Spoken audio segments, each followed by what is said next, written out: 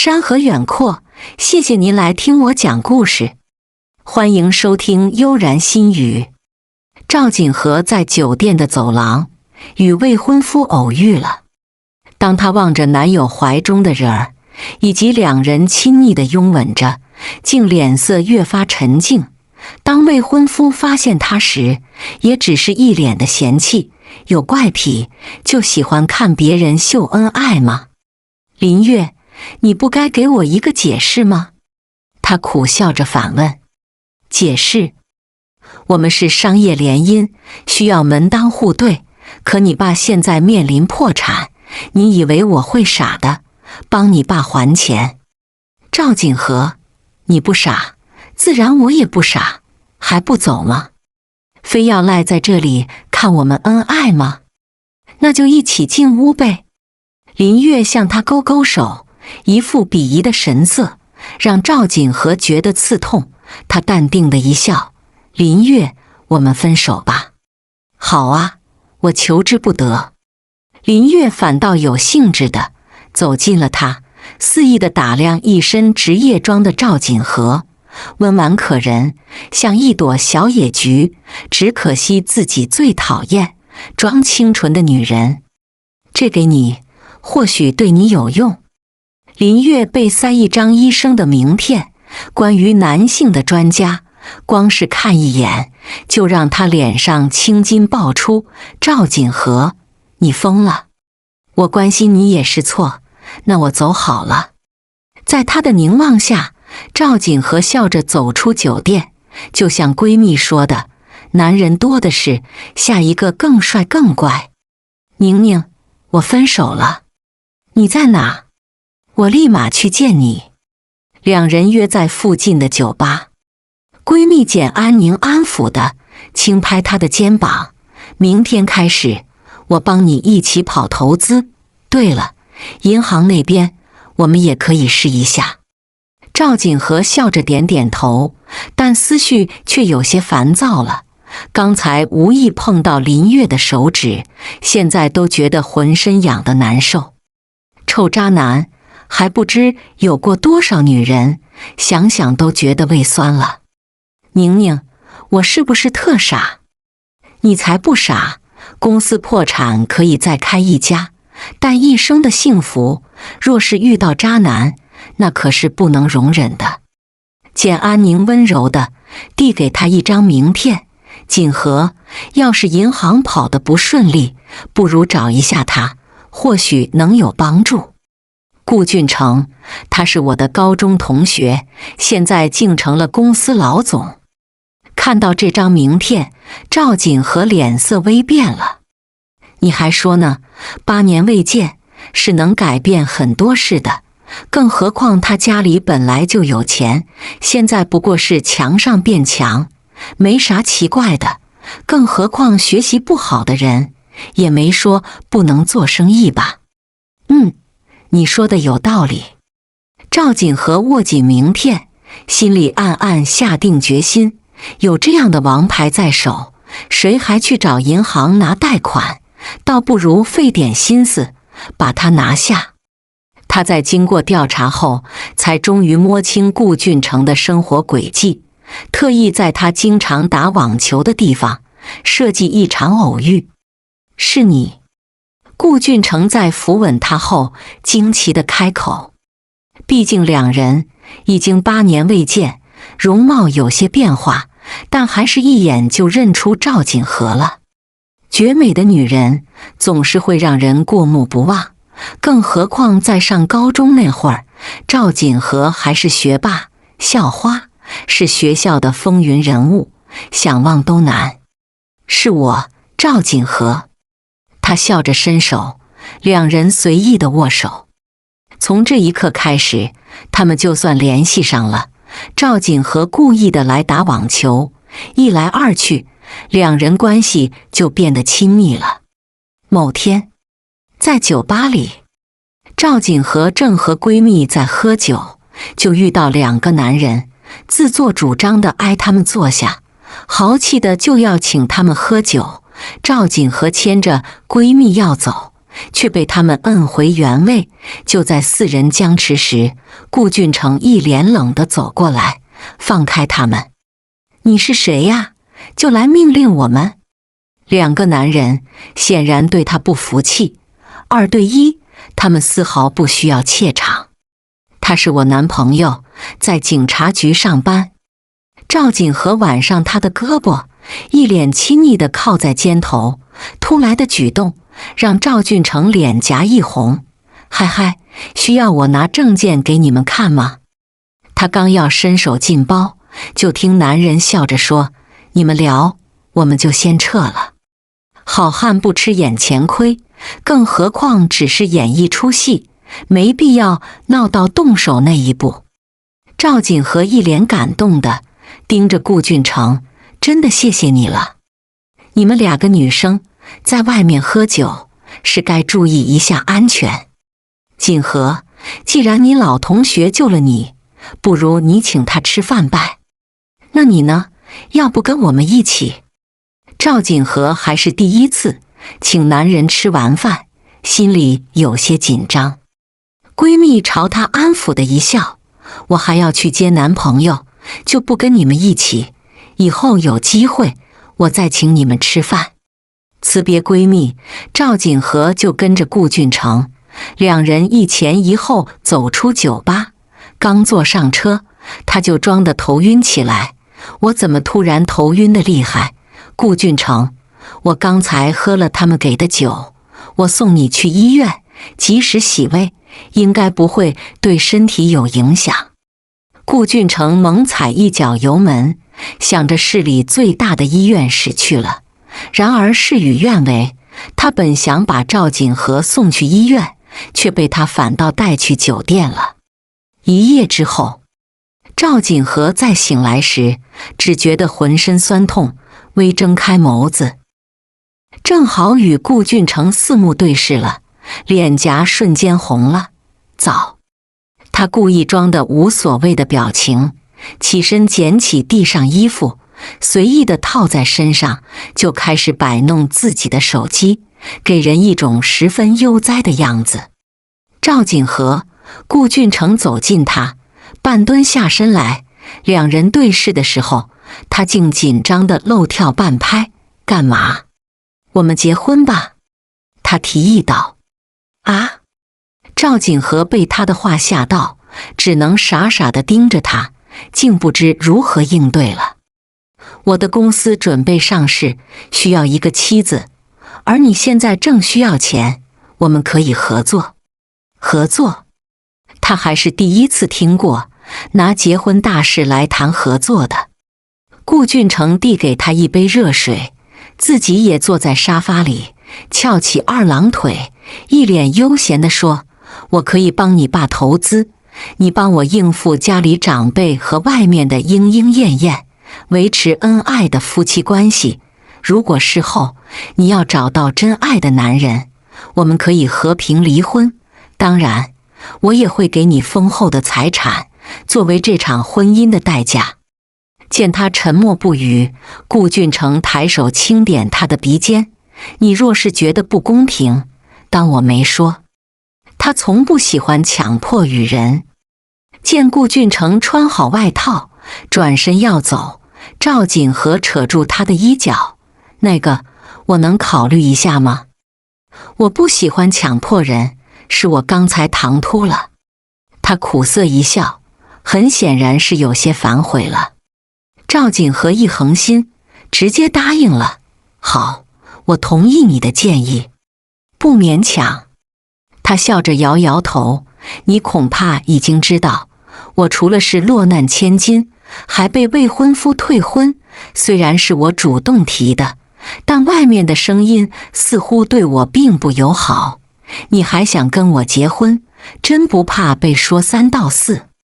自己现在和顾俊成差的可不是一星半点，这种干赚便宜的好事，让赵锦和心里几分忐忑了。毕竟没人会无缘无故地对你好，没有企图的好，也让他觉得不真实。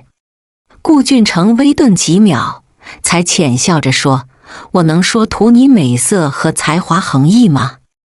你虽然现在家世窘迫，但我需要的是一个能够与我匹配的女人，遇事帮我解除危机，而不是只懂得买奢侈品的花瓶。顾俊成，合作愉快。两人相视而笑地握手，顾俊成稍一用力，就让他眉头一蹙，你弄疼我了。我只是让这一刻更真实一点。何时给我爸的公司打款？他着急地问。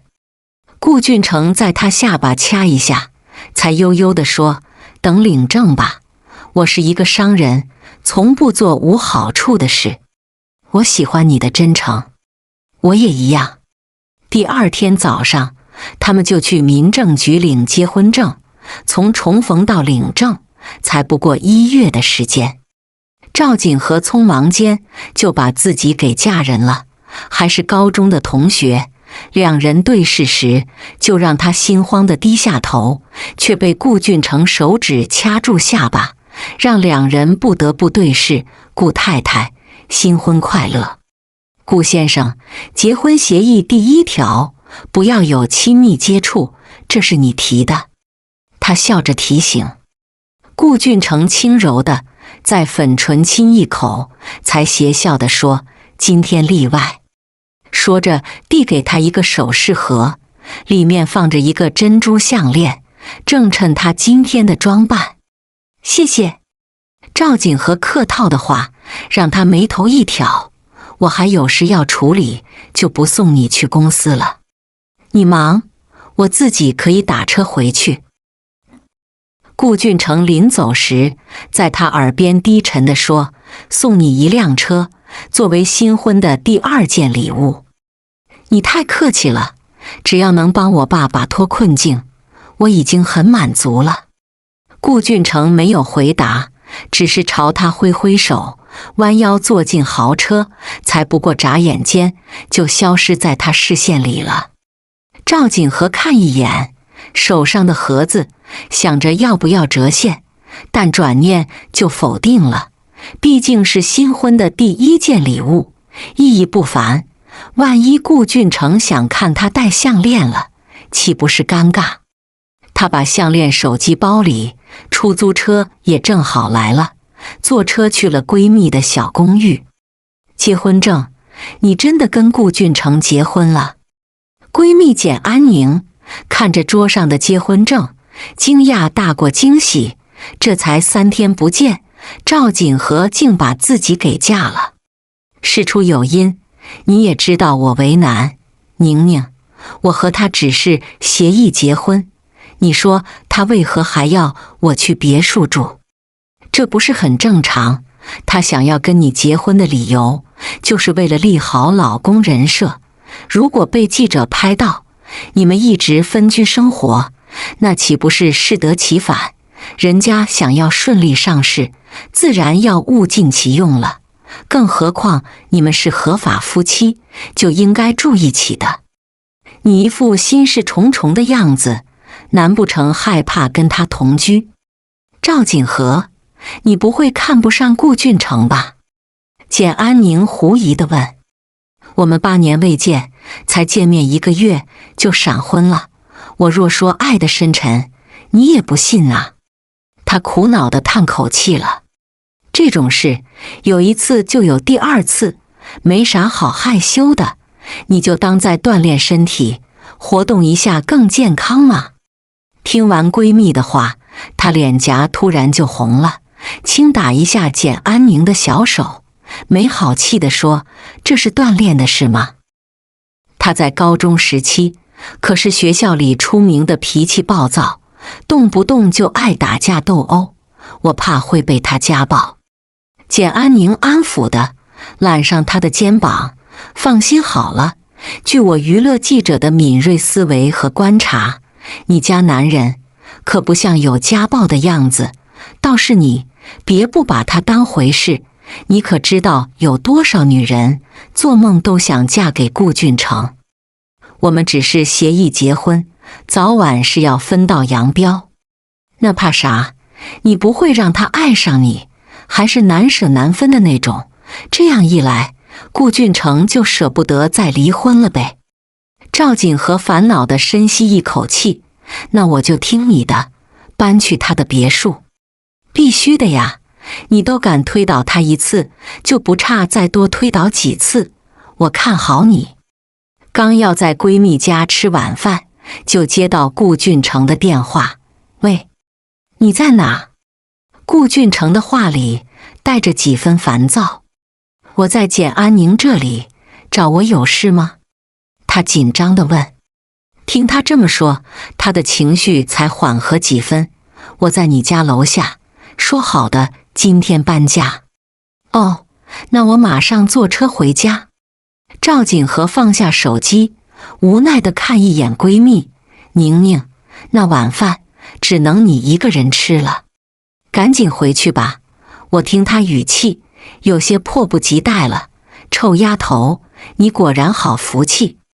简安宁朝她眨眨眼，就让赵锦和白她一眼。说啥呢？她这是没耐性。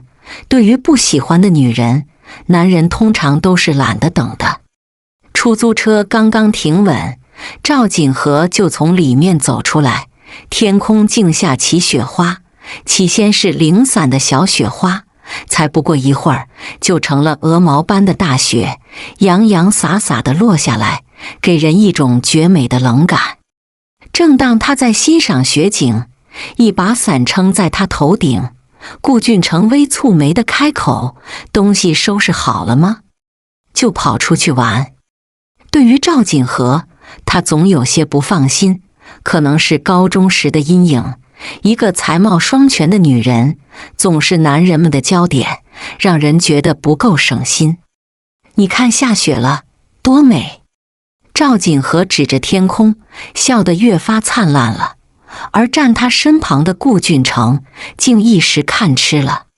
俊男美女撑着一把黑伞，在雪中漫步，在外人看来，他们才更像一幅美景。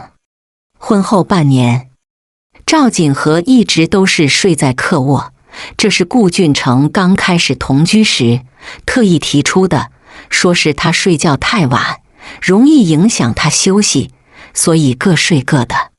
然而他最近却发现顾俊成的脸色铁青，似乎在为某个事生气，想问他，却终是忍住了。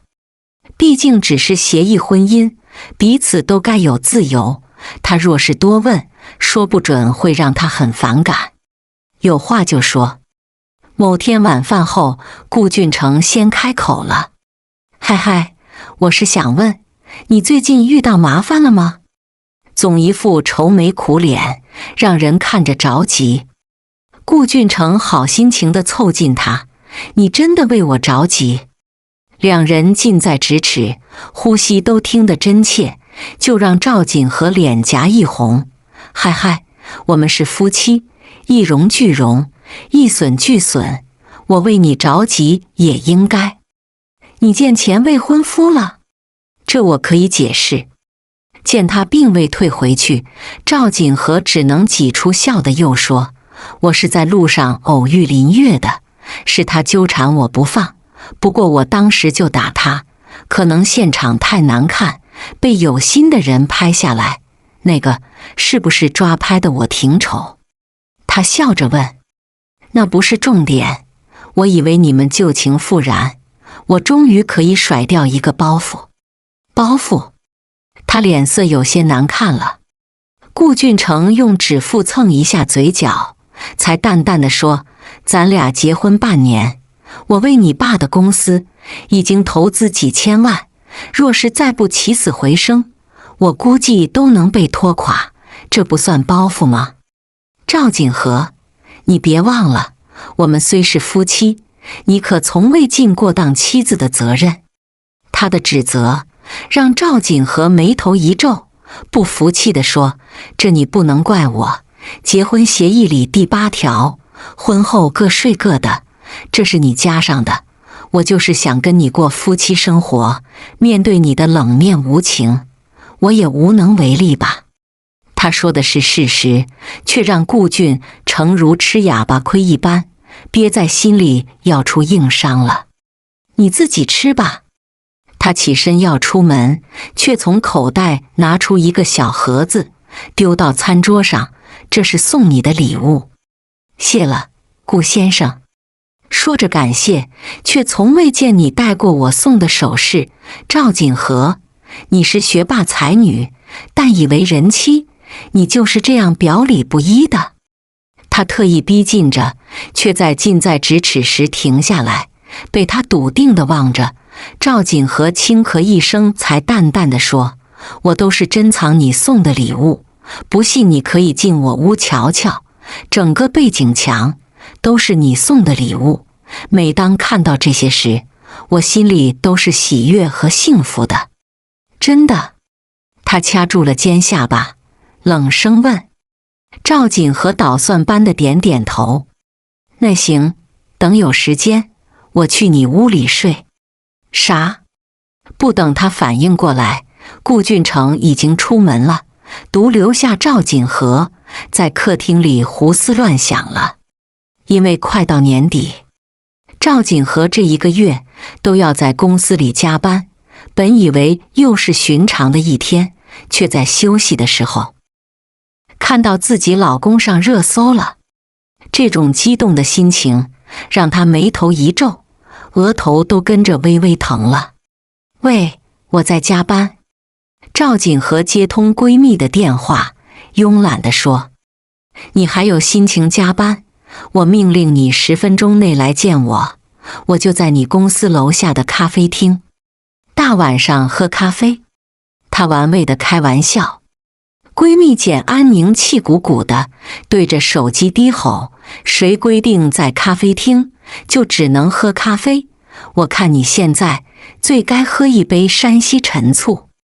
刚走进咖啡厅，就被闺蜜拉到窗口的位子，伸手摸一下她额头。你也不发烧啊？咋还有心情加班工作？我为啥要发烧？我是新时代女性，自食其力不应该吗？简安宁被她的话气到要吐血，气鼓鼓地瞪一眼，才耐住性子地说：锦和，你男人正在酒吧跟女老板喝酒，亲亲我，已经上热搜了，你还有心情跟我开玩笑？我们早说好的，各玩各的，只要不造成大的影响，我无权过问的。赵锦和微抿一口咖啡，奶香的味道让她胃里舒服起来。最近都在加班，让自己胃病都犯了，哪还有心情管别人的事？你丈夫能算别人吗？闺蜜被她要气疯了。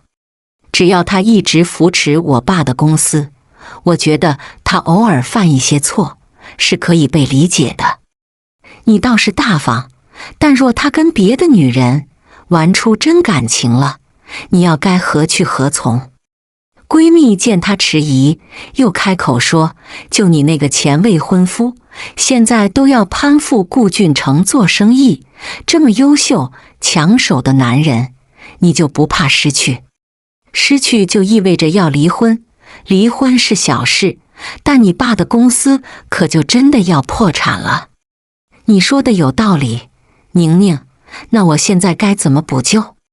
赵锦和终于被点醒，他确实太懒惰了，也太不把顾俊成当回事，就不知现在弥补还来得及吗？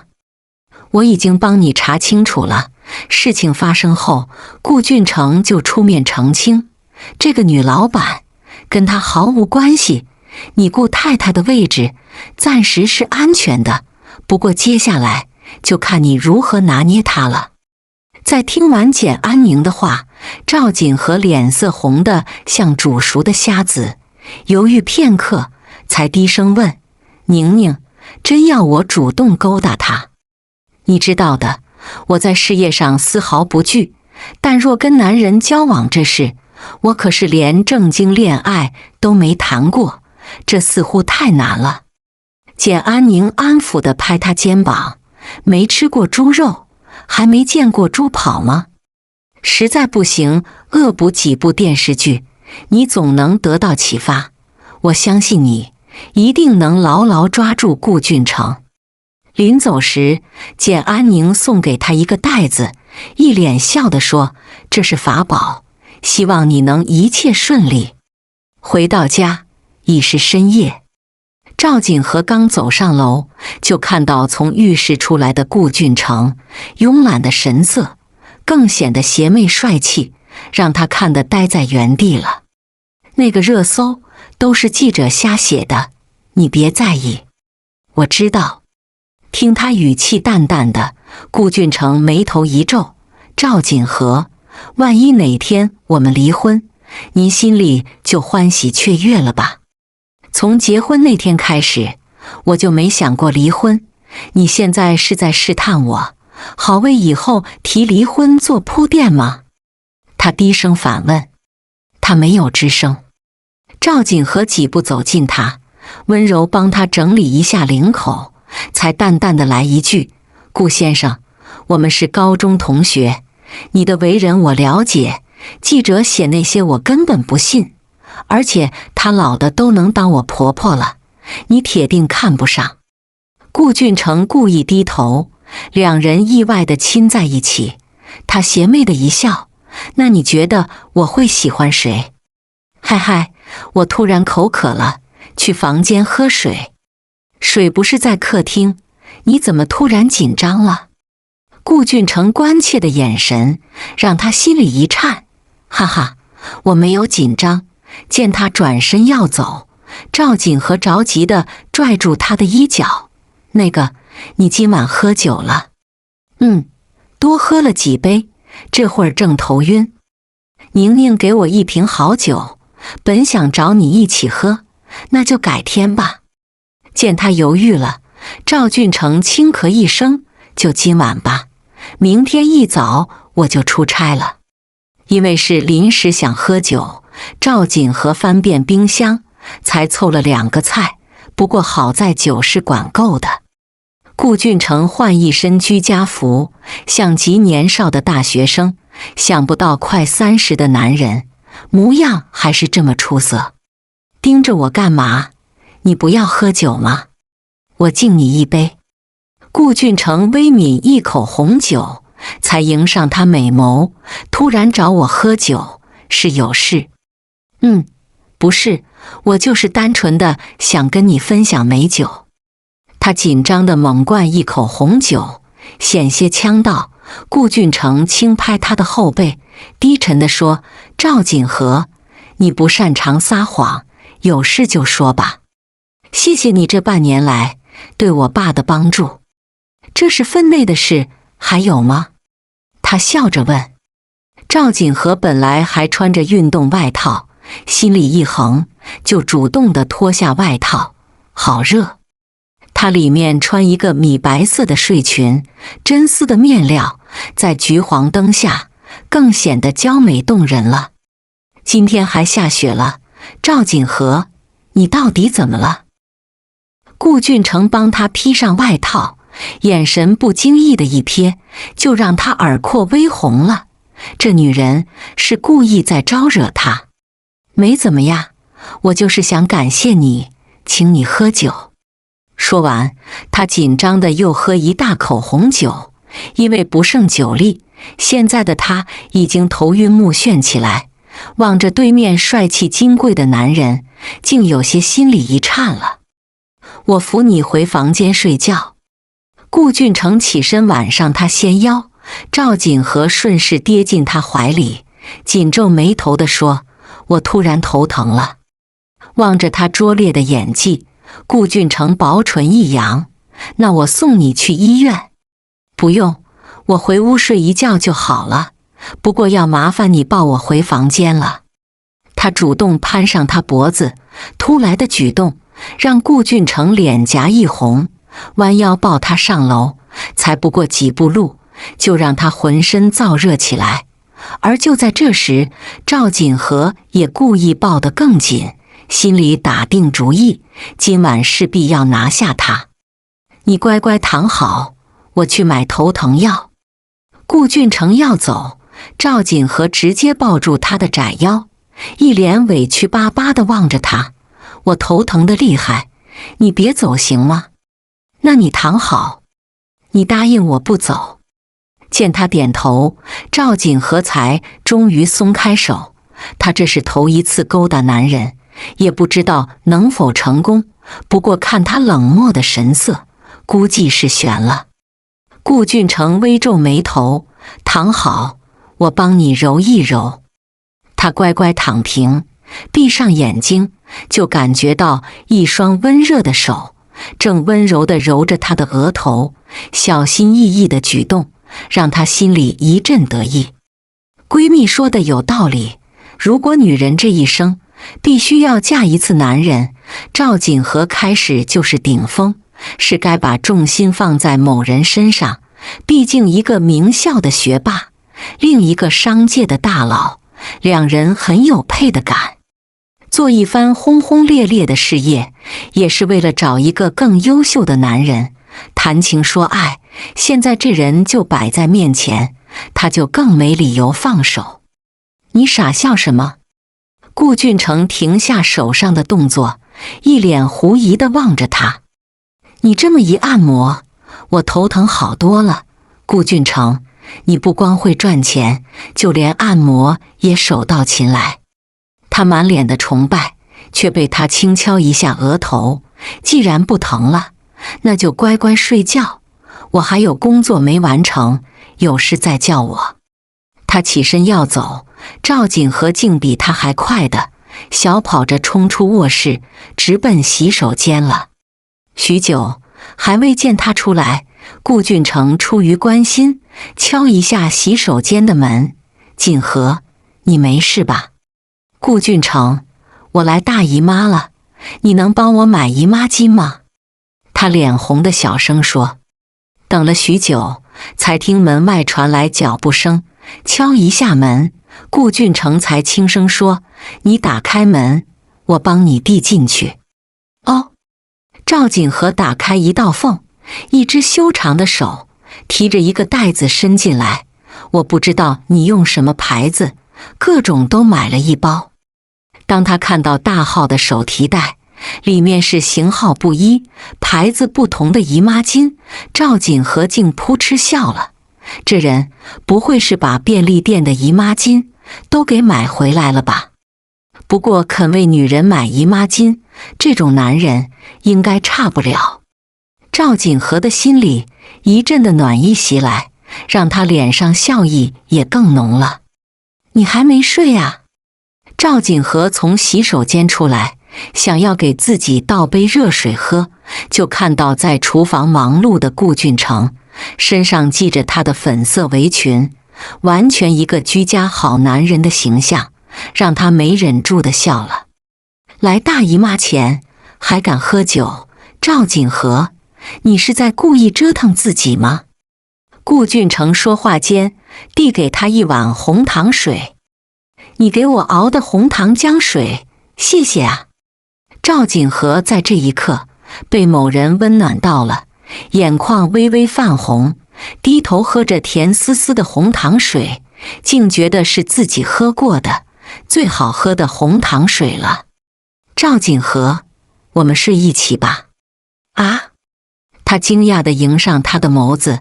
顾俊成慵懒的一笑，我们结婚都半年了，两边长辈一直在催，我觉得我们是该有个孩子了，不然他们就该担心我们身体有毛病了。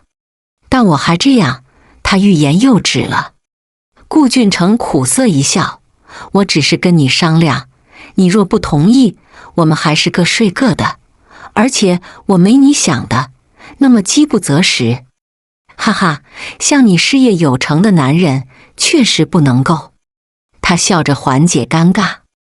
顾俊成猛然地凑近过来，让赵锦和吓得倒吸一口凉气，想要躲开，却被他扣住下巴，一脸玩味地开口，赵锦和，你今晚费尽心思绕这么大一个圈子，难道不是想让我去你屋里睡吗？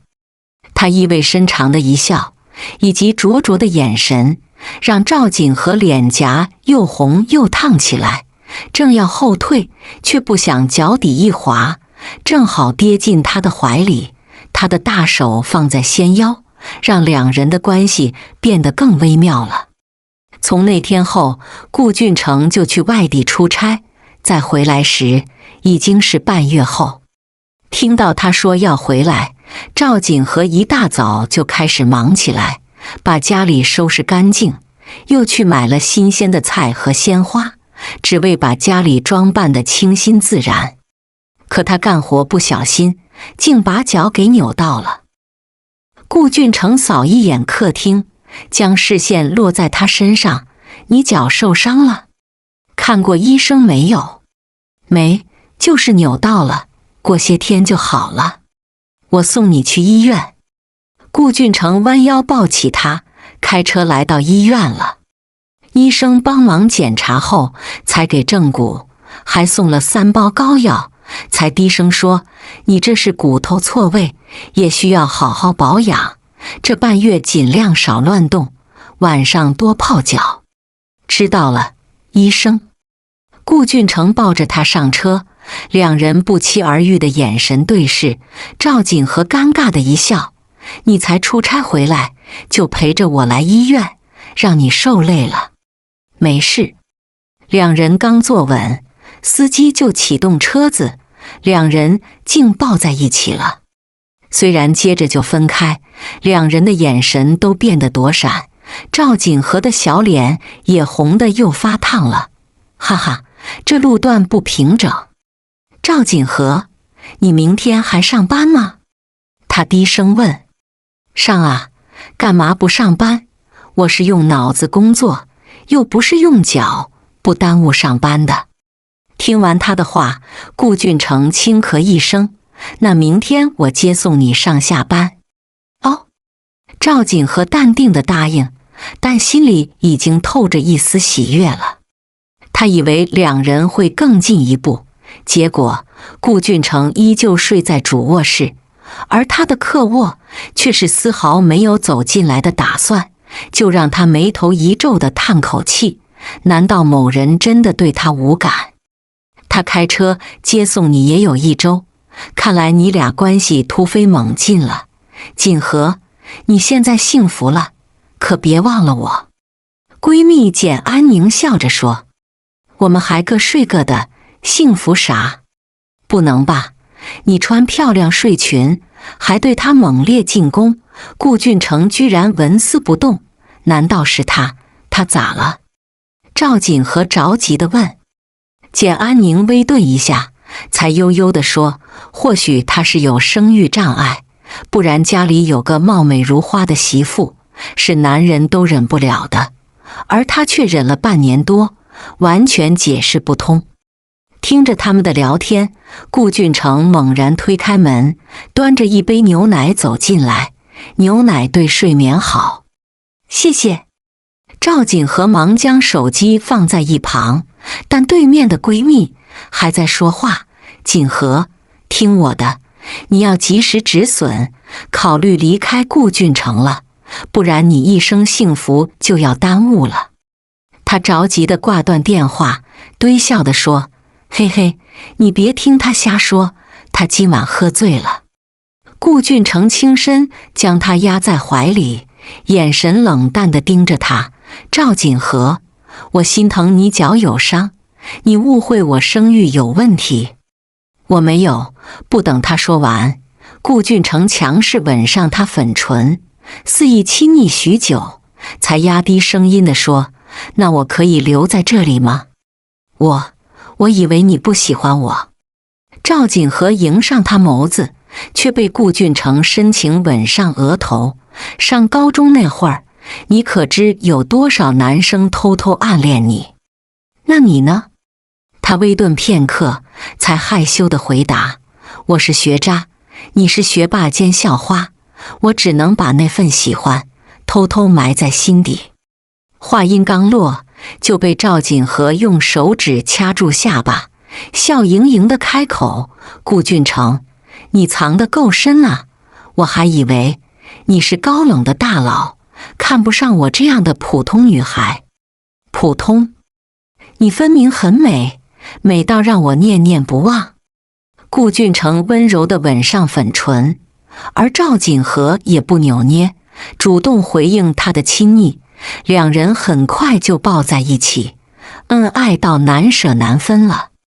一场温情过后，赵锦和靠在他怀里，温柔地望着，才低声问顾俊成：“你刚才说的，从高中那会儿就开始喜欢我，是真的吗？”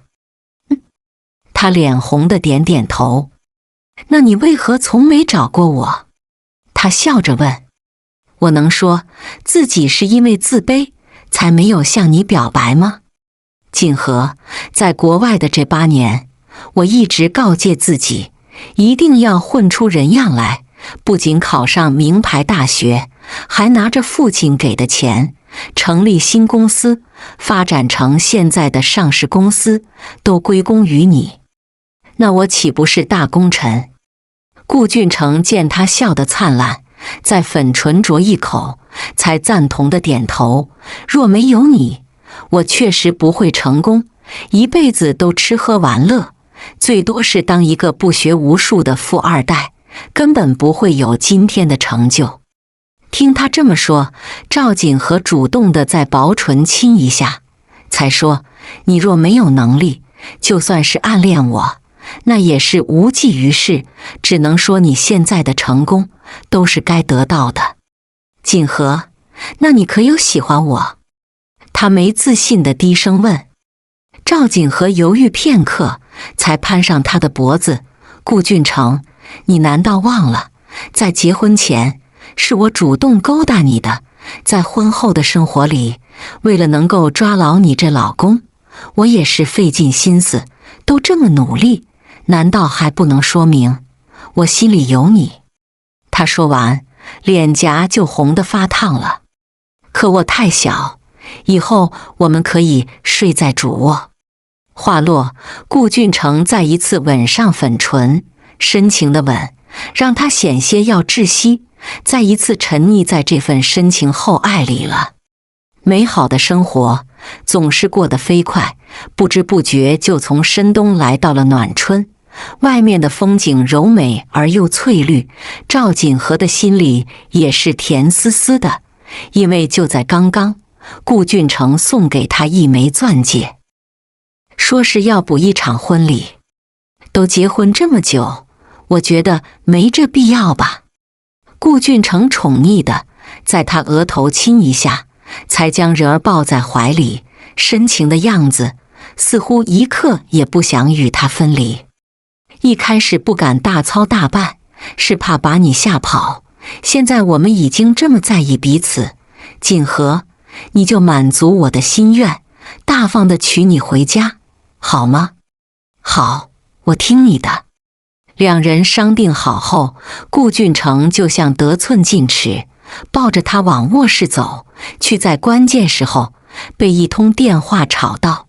喂，他语气很差。是我，俊成，来机场接我吧。听到电话里声音，顾俊成明显一震。等我半小时。他挂断电话，才望向一旁的赵锦和。我有事要出去一趟，你先忙，我正好要找宁宁逛街。从那天之后，顾俊成就总是早出晚归，有时甚至到凌晨才回来。赵锦和心里难免有些怀疑，但又觉得自己是多想了，毕竟在他回来时，身上都清爽没有异味，应该没有跟别的女人在私会。然而却在某天，赵锦和见到王佳曼了。你好，我跟俊成是多年的朋友了。王佳曼笑着说。你好。赵锦和倒是有些局促了。王佳曼盯着他淡然一笑。我知道你是俊成暗恋多年的女人，赵锦和，我没猜错吧？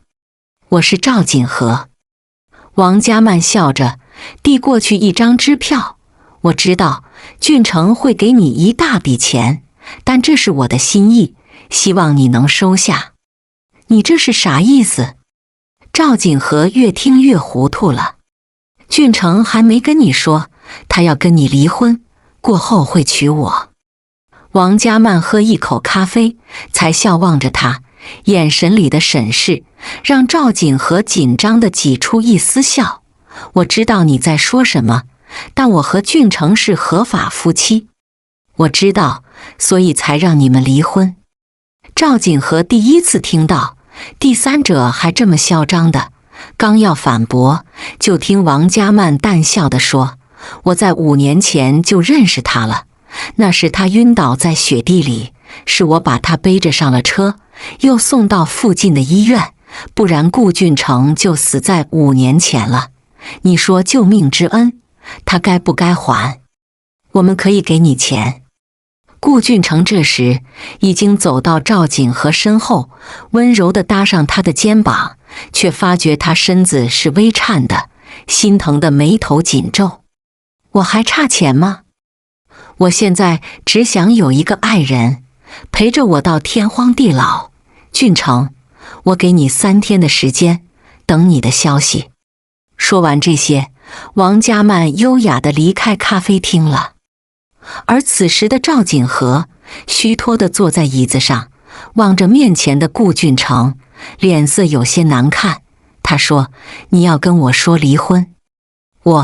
顾俊成的犹豫让他更确定了事情的真实，踉跄地站起身，才苦笑着说：顾俊成，他衣不解带地照顾你3个月，这份情谊是该好好偿还。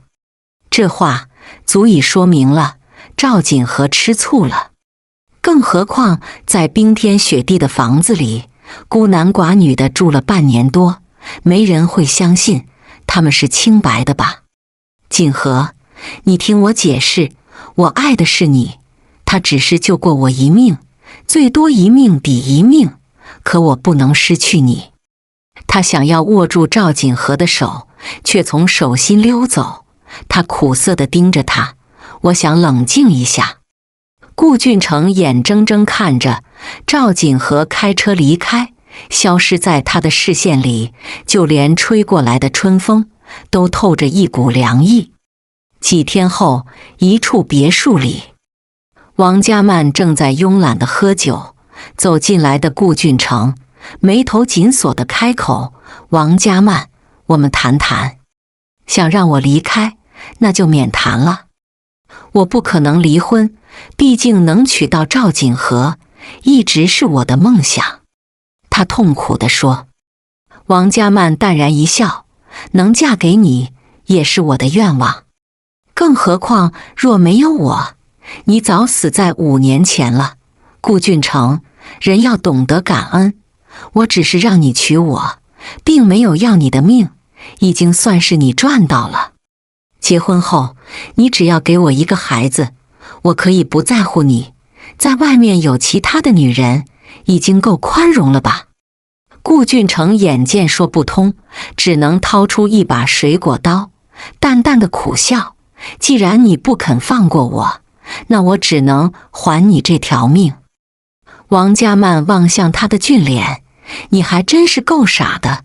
在我看来，赵锦和也不是十分爱你，不然也不会一开始跟别人订婚。顾俊成，我们才是强强联手，跟我结婚不好吗？我只要赵锦和。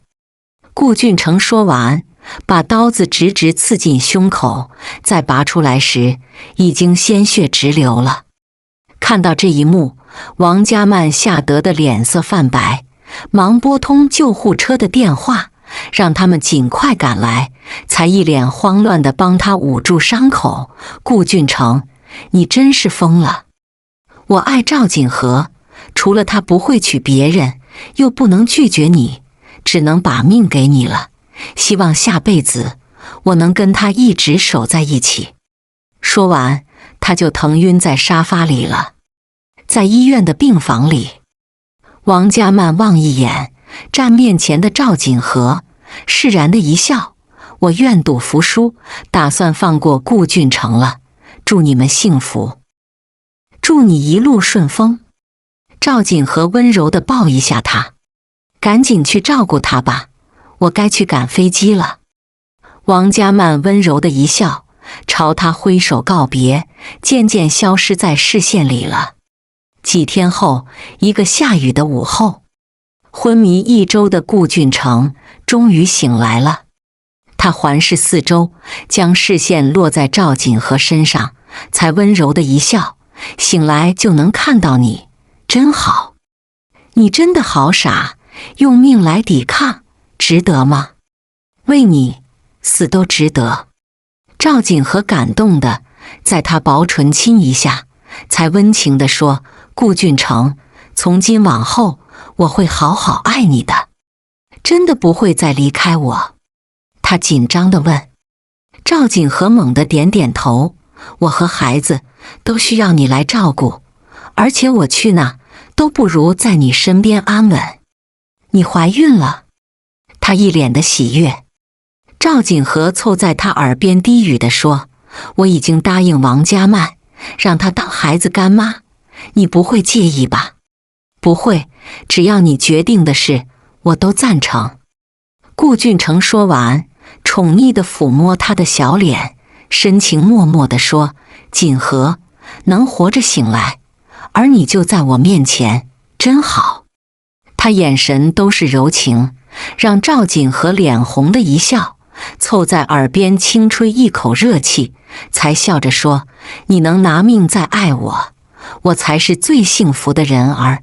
顾俊成，此生有你，我也不负此生了。”全剧中，